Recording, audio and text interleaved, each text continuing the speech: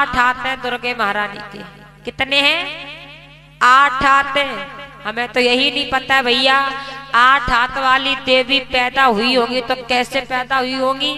जिस समय उनकी मम्मी ने जन्म दिया होगा, दुर्गे महारानी की मम्मी ने, तो पता नहीं उनके प्राण कहाँ रहे होंगे। पता नहीं कौन सा हॉस्पिटल बना है, उस हॉस्पिटल में 8 हाथ वाली देवी का जन्म हुआ होगा। इनके अम्मा दादा तक को पता नहीं है कि इनके अम्मा दादा है कौन है। काऊ पता नहीं है। अगर 8 हाथ वाली देवी तुम्हारे घर में पैदा हो जाए फिर तुम्हें कैसी लगेगी? हाय दैया, तुम लोगों के दूध हाथ वाले पैदा हो तो भैया दूध महीना उठती नहीं है खटिया से। अरे 8 हाथ वाली देवी मैया कैसे पैदा हुई होगी? दिमाग लगाओ तुम लोग अपना। है अगर 8 हाथ वाली देवी ऐसी लड़की तुम्हारे घर में आ जाए तो अच्छी लगेगी? है अच्छी नहीं लगेगी ना। तो फिर इनकी अपने घर में फोटो और इनकी पूजा भी नहीं करनी चाहिए आप लोगों को। अब हनुमान को कोई सूरत है हनुमान की, है? हनुमान का मुंह कैसा है? अगर हनुमान जैसा ही संतान अगर तुम्हारे घर में मिल जाए तो तुम्हें कैसी लगेगी वो संतान? ऐसो गल फुल्ला मुंह जैसा हो जाए तुम्हारे घर में तो तुम्हें वो बेटा कैसा लगेगा? अच्छा लगेगा? अच्छा लगेगा आप लोगों को हनुमान जैसा लड़का? नहीं अच्छा लगेगा ना। अब काली मैया को तो रुपया सो है, अगर काऊ के सामने खड़ा कर दो तो काऊ बच्चा को बुखार इतनी जोड़ के आएगा कि 1 महीना तक बुखार नहीं जाएगा उसका, है ना। और आप ऐसी देवी काली उली मैया की पूजा करती हो।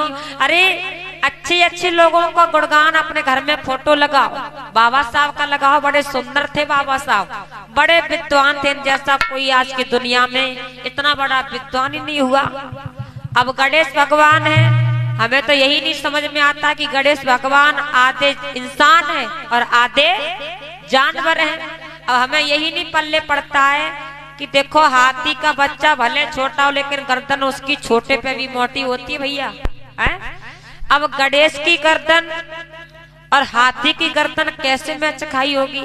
है इंसान की तो इतनी सी होती है 4 इंची की, और गणेश भगवान की ऊपर का जो सर है वो हाथी का लगा है। अब हाथी का बच्चा भी तुम समझो लेकिन तब भी गर्दन उसकी मोटी होती है, लेकिन गणेश भगवान से मैच कैसे खा गया हाथी का सर? सोचने वाली बात है ना। अब वो हाथी का सर है और पेट इंसान का है। अब हमें यही नहीं समझ में आता है कि वो भोजन कौन सा करते होंगे, हाथी वाला करते होंगे या फिर इंसान वाला भोजन खाते होंगे, हैं? अगर इंसान वाला भोजन खाते होंगे तो हाथी की दाढ़ में ही लग जाता होगा, और अगर हाथी वाला भोजन खाएंगे तो पेट में नहीं बनेगा, क्योंकि हाथी गन्ना अन्ना सजा ली जाता है, आदमी के पेट में बनेगा नहीं सजा, है? तुम्हारी माता बहनों ऐसी लंबी सूंड वाला अगर तुम्हारे घर में लड़का पैदा हो जाए गणेश भगवान जैसो तो तुम्हें कैसा लगेगा? अरे दैया कोई ब्याह करनवारू नहीं आएगो, गणेश भगवान को पैदा हो जाए तो कोई अपनी लड़की की शादी भी नहीं करेगा उसके साथ में। सोता कहता है मैं सुंदर सुंदर चाहिए पर, है? तासे हमारी माता बहनों अगर बाबा साहब से तुम्हें प्यार नहीं है, बुद्ध के फोटो नहीं लगा सकते हो, तो इन देवी देवतन की सूरत है ना अकल है ना शकल है, अगर इनसे अच्छा तो आप हीरो हीरोइन की फोटो लगा लो ताकि अच्छे बच्चा तो पैदा हुई जाए तुम लोगों ने, है? नहीं तो बाबा साहब बुद्ध की, रमाबाई, सावित्री बाई ऐसे महापुरुषों के फोटो लगाओ तो तुम्हारे घर में बेटी और बेटा सुंदर सुंदर और पढ़े लिखे विद्वान बने बड़े होकर के। और तुम्हारे घर में कन्हैया की फोटो लगी हो तो बच्चा तुम्हारा पूछेगा कि ये फोटो किसकी लगी है, तो तुम लोग बताना कन्हैया की। कन्हैया क्या करते थे? कन्हैया चोरी करते थे, माखन चुरा चुरा के खाते थे। तो बच्चा विचार करेगा कि जब ये कन्हैया चोरी करते थे तो इनकी हर घर में फोटो लगी है, तो मैं इससे भी ज्यादा बहुत बड़ा चोर बनूंगा तो मेरी भी फोटो हर घर में आएगी। बच्चा सोचेगा कि नहीं सोचेगा? और शंकर भगवान की फोटो बच्चा देख लेगा तो कहेगा ये क्या करते थे, तो आप लोग बताना।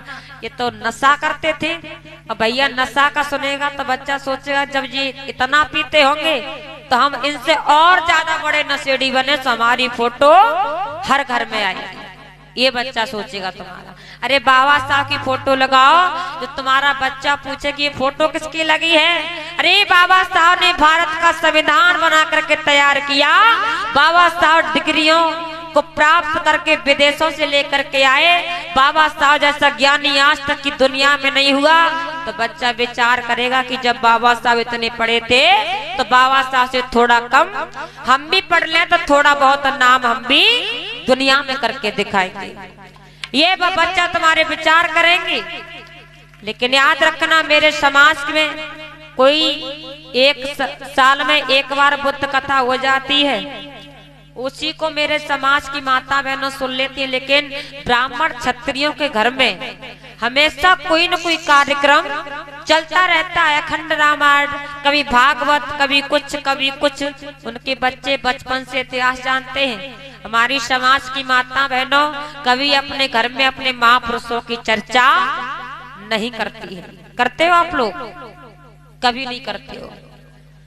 यानी मेरी माता बहनों शाम के वक्त सब बच्चे तुम्हारे इकट्ठे हो जाते हैं, तो जैसा यहाँ पे आप लोगों को बताया जाता है, अपने सारे बच्चों को साथ में बिठा करके 1 घंटा महापुरुषों के बारे में आप लोग चर्चाएं किया करो, ताकि तुम्हारे बच्चों के दिमाग में बार बार वही बात आए।